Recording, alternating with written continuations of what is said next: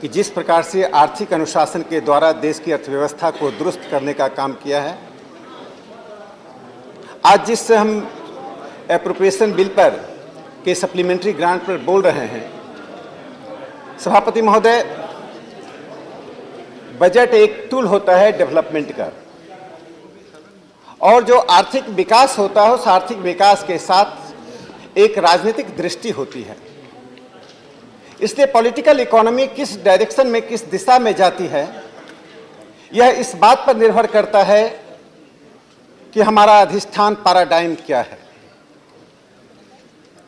क्योंकि मैं Samuel Johnson को एक उद्धृत करना चाहता हूं, उन्होंने एक बार कहा था, किसी सभ्यता की असली परीक्षा इस बात की होती है, the real test of civilisation, how much benefit we are giving to the poor.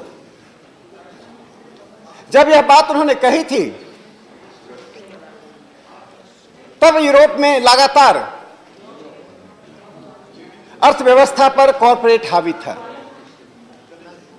2014 और 2014 के पूर्व एक जो बुनियादी अंतर आया है, उस बुनियादी अंतर ने किस प्रकार देश की अर्थव्यवस्था को सुदृढ़ करने का काम किया है, उसके मैं एक दो उदाहरण देना चाहता हूं। सभापति महोदय, हिंदुस्तान में जो हाशिए के लोग हैं उसमें ट्राइबल कम्युनिटी आती है। 8.6% देश में ट्राइबल कम्युनिटी हैं, जिनकी जनसंख्या लगभग 11 करोड़ है। दूसरा जो हाशिए, ज्योग्राफिकली जो हाशिए का क्षेत्र बन गया था, वो नॉर्थ ईस्टर्न रीजन था, जहां देश का 3.76% पॉपुलेशन रहता था और 2,62,000 समतल भूमि पे, यानी 28% भूमि जो वहां की है, वहां पर ये ट्राइबल पॉपुलेशन और वहां के लोग रहते थे। 72% हिस्सा माउंटेन, प्लेटो इत्यादि के पास था। भारत सरकार ने जो महत्वपूर्ण कदम उठाया है, 2014 के पहले जो स्थिति थी, लगातार गरीबी हटाओ और गरीबों के नाम पर जो चलती थी, उस पर एक कवि ने लिखा था, सरकारें आती जाती हैं, वादों के सपने सजाते हैं, भर के अपने झोली को फिर दबे पांव चले जाते हैं। आज 2014 के बाद यह कविता अप्रासंगिक हो गई, क्योंकि जब उन गरीबों के लिए अर्थव्यवस्था के बुनियाद को मजबूत करने के बाद टॉयलेट्स बनता है, 2 करोड़ से अधिक लोगों को घर मिलता है, 46 करोड़ लोगों का बैंक अकाउंट खुलता है, लगभग 35 मिलियन लोगों को एलपीजी कनेक्शंस मिलता है, 80 मिलियन के लोगों को एलपीजी कनेक्शन मिलता है। यह जो बुनियाद प्रधानमंत्री नरेंद्र मोदी जी के नेतृत्व में रखी गई है, इस बुनियाद ने उन लोगों को झुठला दिया है जो इस देश को लगातार वाम और दक्षिण में के बीच, लेफ्ट और राइट के बीच बांटकर, गरीबों का नाम लेकर, गरीबी हटाओ के नाम लेकर गरीबी रेखा को स्थायित्व देना चाह रहे थे। इससे 2014 के बाद वो एक अधिष्ठान परिवर्तन है। उस परिवर्तन में चाहे ट्राइबल का क्षेत्र हो या दलित समुदाय हो, और हमारी इस प्रगति को दुनिया के लोग अब स्वीकार करने लगे हैं। जो पत्र पत्रिकाएं हमारी विचारधारा और हमारे नेतृत्व को कटघरे में खड़ा करती थी, आज इन तथ्यों के आधार पर इकोनॉमिस्ट पत्रिका ने मई 2022 के अंक में जो चीजें रेखांकित की हैं, इंडियाज मोमेंट करके उसने एक कवर स्टोरी छापा है। इसमें उसने बताया है कैसे भारत यानी डिजिटल इंडिया 17 बड़े डिजिटल इकोनॉमीज के बीच में दूसरे स्थान पर पहुंच गया। जो डिजिटल ट्रांसफर हो रहा है बेनिफिट्स का, वह मात्र लोगों को राहत ही नहीं है। सभापति महोदय, किन्स ने एक बात ठीक कही थी, इसका मल्टीप्लायर एक्सेलेरेटर है। यदि किसी व्यक्ति को हम मदद करते हैं तो वह मदद सिर्फ उस पैसे के रूप में नहीं होता है, उसका प्रभाव तात्कालिक ही नहीं होता है, अर्थव्यवस्था पर उसका चक्रीय यानी साइक्लिकल इंपैक्ट पड़ता है और अर्थव्यवस्था सुदृढ़ होती है। 2014 के बाद से यह काम प्रधानमंत्री नरेंद्र मोदी जी ने निरंतर करने का काम किया है। जो दूसरा सबसे महत्वपूर्ण परिवर्तन इस देश में लाने का काम किया प्रधानमंत्री जी ने कि वेलफेयर मेजर्स को उन्होंने सिर्फ नारे का विषय नहीं बना दिया, ये हॉलो स्लोगन्स नहीं था। जो हाशिए के लोग हैं, मार्जिनलाइज्ड पीपल हैं, उन मार्जिनलाइज्ड पीपल को, उन लोगों को मुख्य धारा से जोड़ने के लिए एक इंक्लूसिव इकोनॉमी देने का जो उन्होंने काम किया है, इसी कारण से मैं Tata institute of social science के एक अर्थशास्त्री को, एक सोशल साइंटिस्ट को मैं उद्धृत करना चाहता हूं। अश्विनी कुमार ने अपने लेख में एक बहुत अच्छी बात कही है। उन्होंने प्रधानमंत्री जी के इन दृष्टि को, इस कदम को वेलफेयर आर्किटेक्चर कहा है और कहते हुए कहा है ए distinct social contract for the poor. यानी पहली बार हिंदुस्तान में 47 के बाद से गरीब केंद्रित, पुअर सेंट्रिक नीति को आज समाजशास्त्र और इकोनॉमिस्ट यानी दुनिया के अखबार और पत्रिकाएं, चाहे फाइनेंशियल टाइम्स हो या इकोनॉमिस्ट, स्वीकार कर रहे हैं।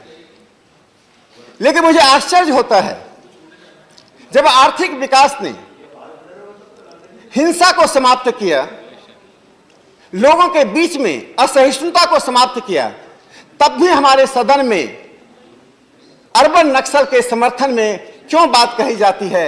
और जब अर्बन नक्सल का विरोध किया जाता है, जिनके कारण समाज में असहिष्णुता बढ़ती है, जिसके कारण समाज में कटुता बढ़ती है, तो लोगों को ऐसा लगता है कि उनकी स्वतंत्रता छीनी जा रही है। जिन अर्बन नक्सल के कारण छत्तीसगढ़, झारखंड सहित ट्राइबल क्षेत्र में लगातार हिंसा की घटनाएं घटती रही, विकास को रोका जाता रहा, आज 2014 के बाद से ऐसी ताकतों को हाशिए पर डाला गया और यह सरकार इस बात के लिए कृत संकल्प है कि ऐसी कोई भी ताकत यदि सामने खड़ी होगी तो उसे हम जड़ मूल से मिटाने के लिए कृत संकल्प है। सभापति महोदय, राष्ट्रीय स्तर पर जब विकास का कार्य हो रहा है, दुनिया में अनेक ऐसे देश हैं। साउथ अमेरिका का ब्राजील एक देश है जिसको रिनासा ऑफ दी लैटिन अमेरिका माना जाता था विकास के क्षेत्र में, और पूरे लैटिन अमेरिका पे, चाहे बोलिविया हो कि ब्राजील हो, पेरू हो, चिली हो, वेनेजुएला हो, एक लेफ्ट एक्सपेरिमेंट हुआ। उस लेफ्ट एक्सपेरिमेंट के बाद वहां दो बार, एक बार पिंक रिवॉल्यूशन 80 के दशक में हुआ, सत्ता से बाहर आए, फिर वामपंथ आया और वो लेफ्ट एक्सपेरिमेंट फेल कर गया। आज साउथ अफ्रीका, आज लैटिन अमेरिका एक फेल्ड स्टेट के रूप में सामने आ रहा है। दूसरी तरफ नव उदारवाद में जिन लोगों ने नव उदारवादी नीति के द्वारा सिर्फ पूंजीवाद को आगे बढ़ाया, आज ऐसे विकसित देश आज संकट में आ रहे हैं। इसलिए मोदी डॉक्ट्रिन इसलिए महत्वपूर्ण हो जाता है कि प्रधानमंत्री नरेंद्र मोदी जी ने इन दोनों के बीच में एक थर्ड वे, एक तीसरे रास्ते को स्थापित किया है, जिस रास्ते का एकमात्र केंद्र बिंदु है प्रो पीपल, जनहित के लिए।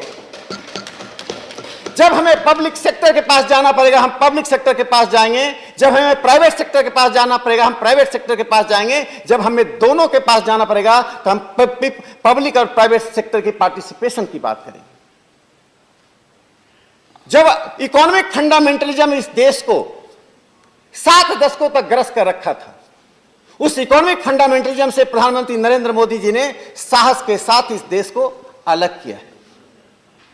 इसलिए जब भी कोई नीतियां आती हैं, सभापति महोदय, जब जनधन योजना आया था तो अच्छे नियत वाले भी लोग उसका माखौल उड़ा रहे थे, उसकी आलोचना कर रहे थे। लेकिन ठीक 8 साल बाद आज पूरी दुनिया और इकोनॉमिस्ट जैसी पत्रिकाएं दुनिया के देशों को यह प्रेरणा दे रही है कि भारत के रास्ते पर चलने की जरूरत है।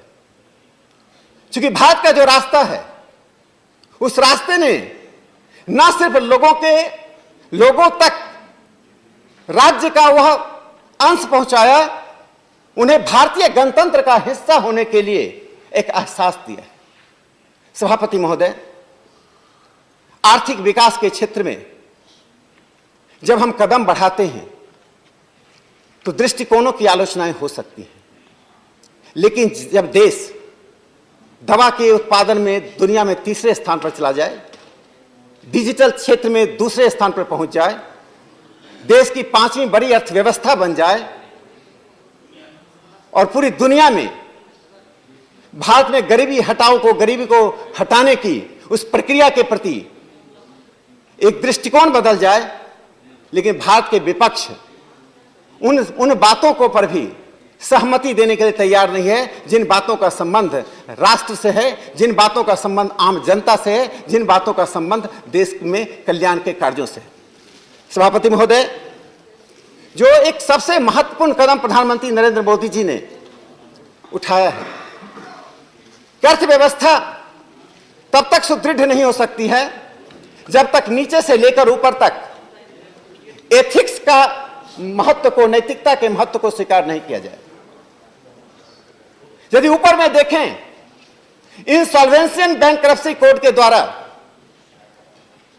जब 5 लाख करोड़ रुपए भारत सरकार के पास वापस आता है, एनपीए शब्दकोश से बाहर होने लगता है। जो अर्थव्यवस्था का पहला शब्द बन गया था वो अब हमारे लिए अंतिम शब्द रह गया है। दूसरी तरफ लगभग 35 मिलियन जो फेक एलपीजी कार्ड था उसे समाप्त किया।